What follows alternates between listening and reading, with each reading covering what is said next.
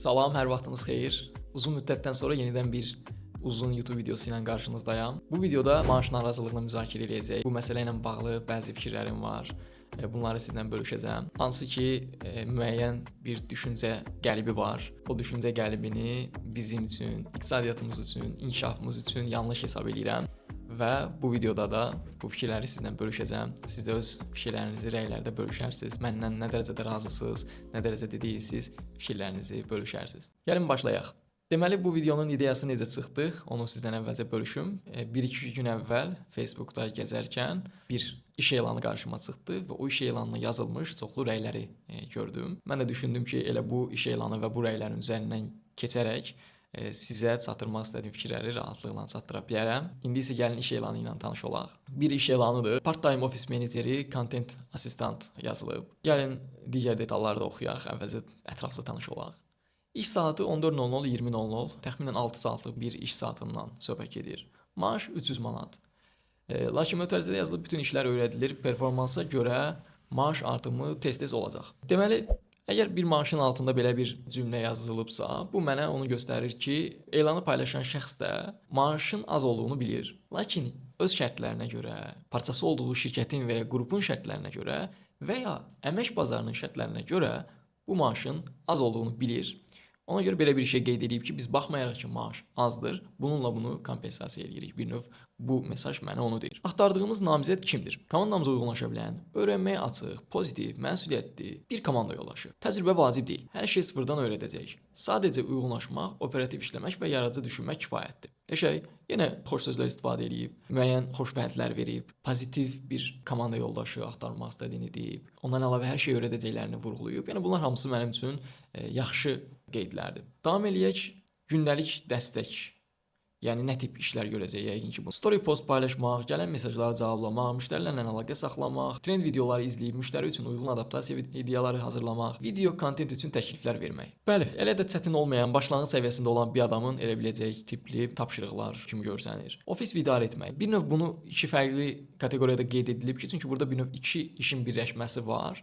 Baxmayaraq cəmiyyətimizdə bu tip şeylər də mənfi qəbul olunur. Lakin başlanğıc səviyyədə olan insanlar üçün bu tip şeylər əslində uzun müddətdə fayda verəsi şeylərdir. Nəticə olaraq mən bunu da pozitiv qarşılayıram. Hətta bu ikisinin ayrı kateqoriya olaraq yazılmasını da yenə pozitiv qarşılayıram. Təklif etdiklərimiz rahat öyrədici iş mühiti, komanda ilə birlikdə inkişaf imkanı, qısa müddətdə maaş artımı, kreativ, dinamik iş atmosferi. Baxın, gördüyünüz kimi təklif etdiklərinə maaşı tam olaraq daxil etməyib, amma maaş artımını daxil edib. Yəni demək istəyir ki, bir növ maaş ödəyirik, lakin qısa müddətdə də artım gözlənilir. Yenə bu da mənə pozitiv görsənir. Ümumilikdə yəni mən iş elanına baxdıqda daha çox pozitiv şeylər görürəm. Əlbəttə istəyərəm ki, bir Azərbaycan gənci, yəni günlük 6 saatını ayıracaqsa 300 manatlıq maaş yerinə daha çox qazansın. 500, 600, 1000 manat qazansın. Minimal əmək haqqımız bizim 1000 manat olsun və ya daha çox olsun, bunu istəyərəm. Lakin şərtləri, əsas da əmək bazarının şərtlərini nəzərə alanda bu iş elanını da kifayət qədər məntiqli hesab edirəm. Gəlin indi başlayaq bu iş elanına gələn reaksiyalardan və mənim əsas müzakirə etmək istədiyim mövzu əslində həmin rəylərdir, reaksiyalardır. Deməli, birinci rəy ondan ibarətdir ki, o boyda öhdəlik 300 maaş, öz qohumlarını işlət o maaşa. Belə bir rəy yazılıb, Aynur xanım yazıb. Sağ olsun fikirlərinə görə, fikirlərini bölüşdüyünə görə. Yəni mənim postum deyil təbii ki bu, bir başqasının postudur. Lakin hər bir halda ümumiyyətlə fikir bölüşmək yaxşıdır. Düzdür, biraz sonra mən bu fikri tənqid edəcəm. Neqativ fikir kimi görürəm bunu. Yerində edilməmiş bir fikir kimi görürəm. Amma sağ olsun, yenə fikirlərini bölüşdüyünə görə. Çünki o da bir zamanını ayırıb dəyər qazandırmaq istəyib o insanlara, əmək bazarına, həmin qrupa. Bu yaxşı təqdirə layiq addımdır. Buna görə buradakı bütün rəylərini oxuduğum adamlara da elə təşəkkürlərimi əvvəlcədən də bildirirəm, yeri gəldikcə də bildirəcəm. Bəs problem nədir? Birincisi, mən düşünürəm ki, yuxarıdakı iş elanı yaxşı bir iş elanıdır və həqiqətən öz qohumlarının arasında uyğun adam olsa, müraciət eləsə o qohumunu dəyərləndirər. Yəni qohumlarını işlət nə deməkdir? Yəni sanki burada pis bir şey təklif olunur və ona qohumlarını işlət deyilir. Yəni ümumiyyətlə bu rəy qohumların söhbətən hardan gəldi əlaqəsi? Burada emosional olmağa ehtiyac yoxdur. Burada bir maaş var. Bu maaş, indi biraz sonra müzakirə edəcəyimiz minimal əmək haqqı standartlarından yuxarıdır. iş saatı üzərindən baxıldıqda yuxarıdır. Çünki Azərbaycan qanunvericiliyində hal-hazırda bu elan paylaşılan zaman minimal əmək haqqı 400 manatdır. Tam ştat üçün bu belə nəzərdə tutulub. Yarım ştat üçün bu eləyir 200 və burada da maaş 300-dür. Yəni saatın müvafiqi olaraq maaş artımı uyğundur. Hələ ki nəzərə alsaq ki, bu bir növ təcrübə proqramıdır. Çoxlu şeylərin öyrədilməsi vəd olunur. Ondan əlavə təcrübəsinin olmamasının problem olmaması qeyd olunur. Bu şərtlər altında bu kifayət qədər yaxşı bir təklifdir. Gəlin indi rəyə gələn reaksiyalara baxaq. Baxın, rəyə 33 reaksiya gəlib. Yəni bu neqativ rəyə 33 reaksiya gəlib. Niyə bəs 33 reaksiya gəlir bu neqativ rəyə? İnsanlar təəssüf ki, düşünmək və ağılla reaksiya vermək yerinə daha çox emosiyalarla reaksiya verməyi seçirlər. Bu xanımın özü kimi də ona reaksiya bildirmiş digər yoldaşlar orada emosional davranıblar. Yaxşı bir rəy görüblər, qohumlarını işlət, belə şeylər görüblər və basıblar bəyənmək düyməsini, basıblar ürəyi. Lakin haqlı düşünəndə mən bu məsələyə kənardan baxanda görürəm ki, əslində bu rəy çox neqativ rəydir. Yəni bu uzun müddətdə bizə zərər verəsi rəydir. Biraz sonra da müzakirə edəcəm nədir buradakı problemlər. Belə burada bu formada çoxlu kommentlər var. Qısaca üstündən keçsək, 300 manata iş satanların kökü kəsilmədi bu ölkədə. Niyə kəsilsin? Bu ölkənin naziri çıxır, bu ölkənin sistemləri çıxır, elan edir ki, bəs bizdə minimal əmək haqqı 400 manatdır. Bunu elan edənlərə çox etirazınızı bildirmirsiniz, amma gəlib bir təşəbbüskar bir gənc bir elan paylaşanda gəlib belə rəylər yazma haqqını özünüzdə görürsüz.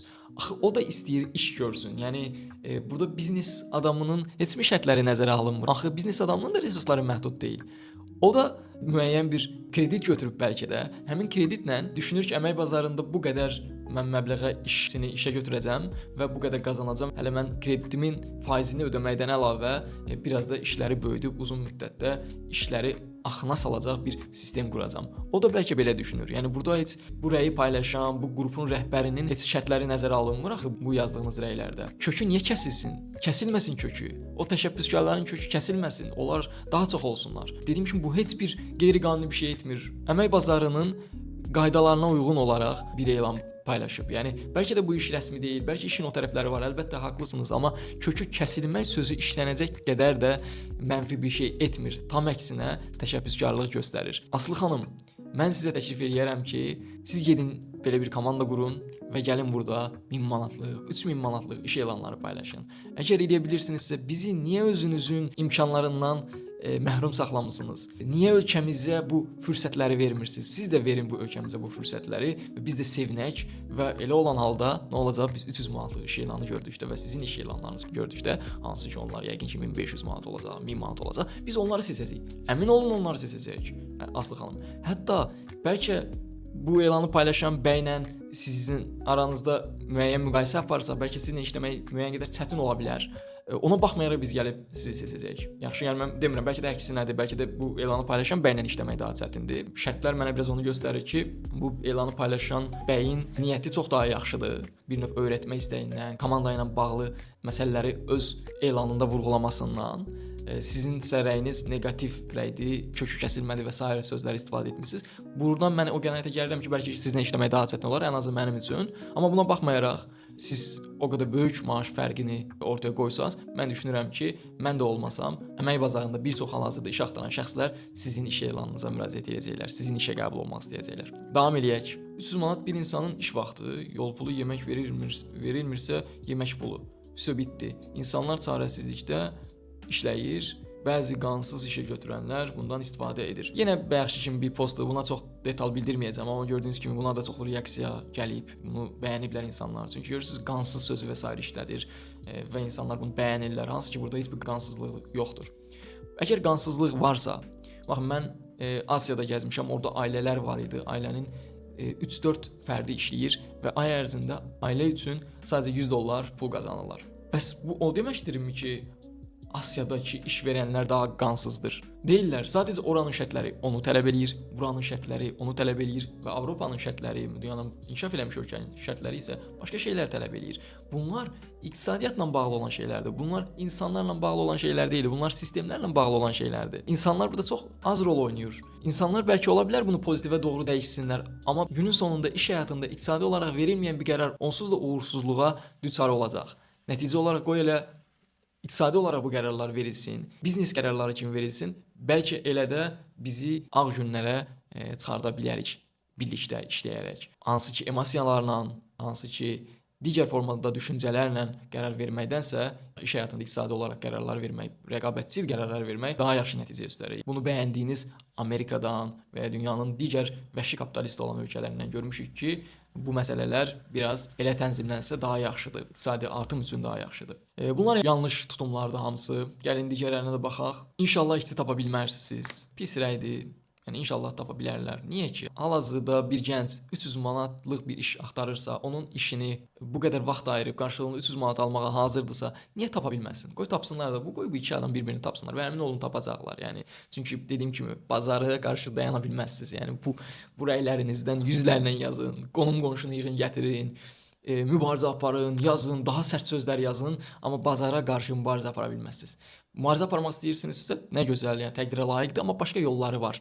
Danışarıq necə mübarizə aparmaq lazımdır. Biraz əvvəl Aslı xanıma təkliflər verdik. O təkliflər kimi təkliflərlə bu mövcud vəziyyətlə rəqabət aparmaq olar. Yəni bir növ təşəbbüskarlıq göstərməklə. Hal-hazırda bu postu paylaşan şəxs daha çox bu vəziyyətin yaxşılaşması üçün çalışır, nəinki buraya yazanlar. Biraz sonra buna yenə gələcəyik. Qiymət çoxdur, biraz aşağı qiymət deyin. Bu formada əyləniblər.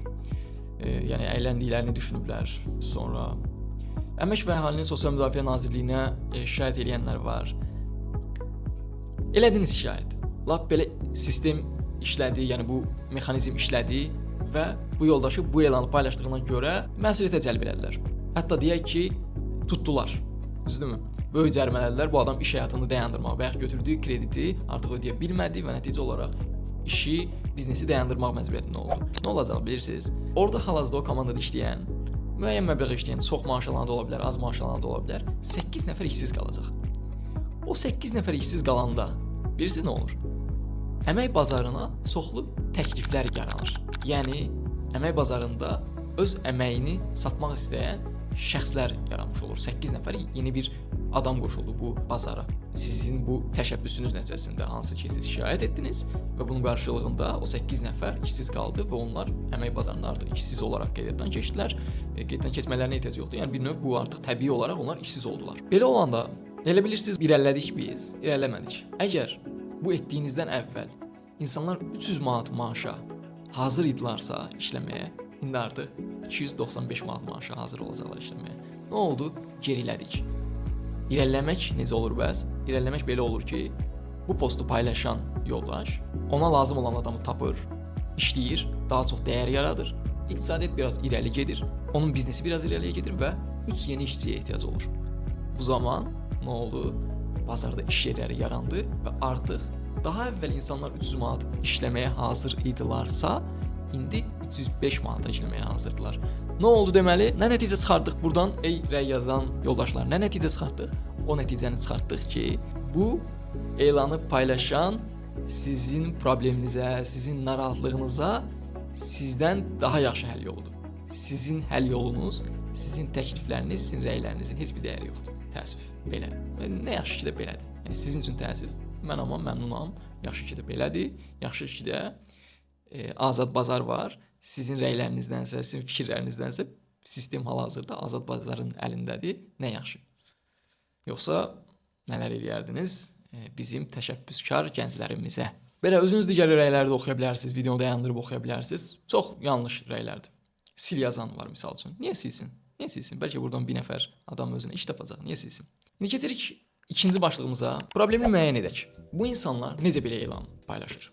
Yuxarıda yazdıqlarınız daha çox problemi burada görür. Bu insanlar niyə belə elan paylaşır? Sil, belə elan olar. Amma problem burada deyil. Daha kök problemlər var. Mən də tam kök problemi sizə deməyəcəm. Lakin gəlin biz daha kök problemə gedək. Yəni bundan bir neçə mərtəbə daha dərinə gedək. Burada sual budur ki, problem budur ki, niyə insanlar bu qiymətə işləməyə hazırdır? Budur sual. Daha dəyərli sual budur. Çünki onlar onsuz da işləməsə, bu qiymətə elan paylaşmağın heç bir fərqi olmayacaq. Amma onlar işləməyə hazır olsa, insanlar işləməyə hazır olsa, bu elanlar paylaşılmağa davam edəcək. Burada yəni insanlar üzərindən nəsə etmək daha ağıllıcadır. Burada bir şəxsi təcrübəmi də sizinlə bölüşmək istəyirəm. Biz bu yaxınlarda parçası olduğum bir biznesdə bir elan paylaşdıq və təxminən 4-5 gün ərzində o elana 900-ə yaxın müraciət gəldi. Və maaş da heç bundan elə də artıq deyildi. Tam vaxtlı bir elan idi və təxminən 600-700 manat aralığında idi maaş. 4-5 gün ərzində 900 müraciət gəldi. Bunu sizə niyə deyirəm? Ona görə deyirəm ki, bu bazarın vəziyyətini başa düşəsiniz. Bu hazırki bazar elə bir vəziyyətdədir ki, bu şərtlər altında hətta ödənişsiz belə işləməyə insanlar tapmaq olar. Və belə bir şəraitdə bu elanı paylaşan yoldaş 300 manat maaş verdiyinə görə ona təşəkkür etmək lazımdır. Onun təşəbbüsünü alqışlamaq lazımdır. Keçək növbəti başlıqda Azərbaycanda real maaşı necə bilmək olar? Baxın, bu minimal əmək haqqı anlayışı var. Deyir ki, bütün dövlətlər bunu eləyir. Minimal əmək haqqı bu qədərdir. Bəzi ölkələrdə bu saatlıqdır, bəzi ölkələrdə isə aylıq iş vaxtı qarşılığında bütöv bir məbləğ deyirlər. Çünki utanırlar o kiçik məbləğ deməyə. Daha bütöv məbləğ deyirlər. Təsadüfi deyil ki, Azərbaycanda bütöv məbləği deməyi üstün tutur. Və hal-hazırda 400 manatdır. İndi ola bilər 2026-cı ildən bu 500 manat olsun. Hər bir halda bu minimal əmək haqqıdan yüksək olan elanların paylaşılmasında heç bir problem görmürəm. Hələ ki bu formada təcrübə qazandıran bir iş elanıdırsa. İkinci yol isə rəqabətlə qazanılan maaş. Baxın, burada limit yoxdur demək olar. Bunu bazar tənzimləyəcək. Buna görə narahat olmayın. Yəni təcrübəsi olan, biliyinə, bacarığına güvənən şəxslər onsuz da bu elanlara müraciət etməyəcəklər, daha yaxşı elanlara müraciət edəcəklər. Nəticə olaraq onlar da istədikləri maaşı almış olacaqlar. İşə götürənlər də lazımi keyfiyyətdə kadrları öz komandalarına qatmış olacaqlar. Yaxşı. Əgər siz özünüzü bu kateqoriyada görmürsünüzsə, minimal əmək haqqı kateqoriyasında görmürsünüzsə, buyurun. Bazar, rəqabət, orada öz təkliflərinizi verin, öz bacarıqlarınızı inkişaf etdirin, yenidən gəlin, yenidən müraciət edin və nəticə olaraq bəlkə də 1000 manat, 2000 manat və daha yüksək maaşla iş tapacaqsınız. Burada bir məsələni də yenə vurğulamaq istəyirəm. Azərbaycanda transmilli korporasiyalar fəaliyyət göstərir. Onların bu yuxarıda yazılan bacarıqlara sahib adamlara ödədikləri maaşı diqqətinizi çatdırmaq istəyirəm. Bu maaş elə də yüksək deyil. Burada digər bir məsələni də vurğulamaq istəyirəm. Transmilli korporasiyalardakı maaş real maaşı müəyyən etməyə kömək olur. Baxın, transmilli korporasiyalar Azərbaycanda fəaliyyət göstərir. Bunlar dünyanın müxtəlif yerlərində fəaliyyət göstərən, eyni zamanda Azərbaycanda da fəaliyyət göstərən korporasiyalardır. Onların verdikləri maaşa, saatlıq maaşa baxaraq biz əslində real maaşı görə bilərik. Və onların verdiyi maaş təxminən 2-3 manat ətrafındadır, minimal maaşdan söhbət gedir. Onlara heç də gedib belə şeylər yazmırsınız. Onlara demirsiniz, dayanın, fəaliyyətinizi dayanın. Bir dəfə də görməmişəm sizi. Tam əksinə gedirsiniz, ucuza yemək yeyə bildiyinizə sevinirsiniz. Burada fast food zəncirlərindən söhbət edirəm əsasən. Və onlar dünyanın başqa yerlərində saatlıq 10 dollar, 12 dollar ödəyirlər. Heç onlara demirsiniz ki, niyə orada o qədər ödəyirsən, burada bu qədər ödəyirsən? Demirsiniz, deyə bilmirsiniz. Çünki bizdən asılıdır bu, bizim iqtisadiyyatımızdan asılıdır. Onlarlıq bir şey deyil. Onlar burada çox ödəyə bilməzlər. Onlar burada çox ödəsələr, batarlar gedərlər, rəqabət apara bilməzlər. Onlar da öz liqalarında rəqabət aparırlar. Onlar da mübarizə aparırlar. Eynən sizin apardığınız kimi. Və onlar sağ qala bilmək üçün bu maaşı ödəməlidirlər. Əksi halda nə olacaq? Gərək o zəncir firmaları, o transmilli korporasiyalar dünyanın başqa yerlərindən qazandıqları pulu Azərbaycana gətirib buradakı insanların maaşını ödəsinlər. Axı belə şey də olmur. Onlar qeyri-hökumət təşkilatı və s. deyirlər, onlar şirkətdirlər. Pul qazanmaq istəyirlər. Digər bir məsələ isə Bolt və Voltda işləyən yoldaşlar bəzən etirazlar eləyirlər ödənişlərin artırılmasını tələb edərək. Bu da gələcəkdə toxunacağımız başqa bir mövzu olacaq. Bu da eyni söhbətdir. Məsələ belədir ki, o yoldaşlar mən də istəyirəm çox qazansınlar. Çox istəyirəm. İstəyirəm bacarıqlarını artırsınlar, bəziləri dizayner olsun, bəziləri həkimliyi yenidən keçsinlər, oxusunlar. Real səslənmir, amma istəyirəm bu tip sistemlərimiz olsun, onlara dəstək olsun və onlar uzun müddətdə daha yaxşı özlərinə rifah səviyyəsi qura bilsinlər. Lakin bu formada mübarizə imkansızdır ki, onlar gedib şirkətdən bu qiyməti artırmasaz biz işləməyəcəyik. Belə bir mübarizə effektiv deyil. Ona görə ki, bazarda işləyəcək adamlar var. Siz işləməyəcəksiniz, amma bazarda işləyəcək adamlar var. Nəticə olaraq bu mübarizə üsulu nəticə verməyəcək. Necə ki, burada yazılan rəylər nəticə verməyəcək, eyni formada o da nəticə verməyəcək. Gəlin, son olaraq da hansı baxış, davranış uzun müddətdə bizə fayda verəcək? Bəs problem var. Necə biz bu problemi həll etməliyik? Birincisi, bu tip rəylər yazmaq, problemi elanı paylaşanlarda görmək, bu tip paylaşımlar edənləri tənqid etmək düzgün deyil. Çünki onların edə biləcəyi çox bir şey yoxdur. Burada əsas problem iqtisadiyyatdadır. Əsas problem bizim institutlardadır, bizim sistemlərdədir, bizim biznes mühitindədir. Biz nə ediriksə onu etməliyik. Köç problemi tapmaq, problemin əsas qaynağının insanların bu tip maaşa razı olmasında axtarmaq. Baxın, budur məsələ. Bunu axtardıqda daha yaxşı cavablar tapmış olacaqsınız. Bunu axtardıqda daha yaxşı başa düşəcəksiniz niyə belə olur. Ümid edirəm bu video faydalı oldu. Müəyyən fikirlərinizin formalaşmağına sizə kömək oldu. Mən bir gənc kimi vaxtı ilə biri mənə bu yuxarıdakı verilən təkliflərlə iş təklif etsəydi, ona sadəcə minnətdar olardım, təşəkkürlərimi bildirərdim. Burada yuxarıda bir dənə rəy vardı, istəyərdim ondan da danışaq. Gəlin tapım o rəyi sizin üçün. Bəli, belə bir rəy yazılıb ki, 9 saatlıq iş rejiminin 1 saatı nahardır, yəni 8 saat olur. Onun da part-time, yəni yarısı 4 saat olur. Kiminsə balası nökər deyil. Bu işi quranın da elə əlindən çıxsın. Yəni bir növ bu elanı yazanın deyir, əlindən çıxsın nədir yəni? Əlindən çıxır. Elə yoxdur. Elə kaş nə yaxşı ki elənçinə deyil dünya. Nə yaxşı ki əlindən çıxmaqla olmur. Biznesin öz qaydaları var. Görsən odur ki, sizin xəbəriniz yoxdur, amma biznesin öz qaydaları var. O qaydalarla olur bu məsələlər. Nə yaxşı ki, sizin dediyiniz qaydalarla olmur, əlindən çıxmaqla olmur. Davam eləyək. Bu işi quranın da əlindən çıxsın, bu part-time'a möhtac qalsın. Geçsin 6 saata 300 manata dolansın. Baxın, mən gələcəkdə bu dediyiniz vəziyyətə düşməkdən qorxmuram. Bu mənim üçün problem deyil bir biznes adamı olaraq. Birinci bacarıqlarıma və sair güvənirəm, düşünmürəm ki, elə bir şey olar. Amma oldu. Deyək ki, oldu. İqtisadiyyat səbəbindən, müxtəlif səbəblərdən oldu. Mümkündür, yəni iqtisadiyyatda bu tip şeylər olur. Hətta siz də, əmin olun, o vəziyyətə düşmüş ola bilərsiniz bir gün. Məni daha çox qorxudan şey belə bir qəflətin içində olmaqdır. Yəni sizin olduğunuz kimi bir qəflətin, yanlışlığın içində olmaqdır. Oxumadan, öyrənmədən, digər tərəfindən empatiya qurmadan belə rəylər yaza bilməyinizdədir mənə daha çox qorxudan şey. Mən sizin yerinizdə olmaqdansa, sizin yerinizdə olub yüksək maaş almaqdansa, o şərtlərə düşməyə, o şərtlərlə mübarizə aparmağa hazır olmaq istəyərəm. Yəni onu seçərəm, əmin olun. Amma olmayacaq elə. Yəni olmur elə. Ona görə olmur ki, o yoldaş artıq müəyyən bacarıqları keçib. O bacarıqların daima müəyyən bazar dəyəri olacaq və o yoldaş 300 manata işləməyəcək böyük ehtimalla. Onun müəyyən əlaqələri olmuş olacaq. Siz sadəcə bu tökdüyünüz nifrətlə qalmış olursunuz. Həyatınıza negativlik qatmış olursunuz boş yerə. Mən demirəm ki, negativlik yoxdur həyatımızda. Əlbəttə vəziyyətin bu qədər çətin olmağı, iqtisadi şərtlərin bu qədər çətin olmağı, dolanışığın bu qədər çətin olması, pis şərtlərdə yaşamağımız, rifahımızın zəif olması, bunlar hamısı neqativ şeylərdir. Amma bu yoldaşın bu neqativliklə bağlı elə biləcəyi şeyləri yoxdur. Videoda bunları ətraflı formada danışdıq. Son olaraq izlədiyinizə görə təşəkkür edirəm. Sağ olun, sağlıqla qalın. Növbəti videolarda görüşənədək.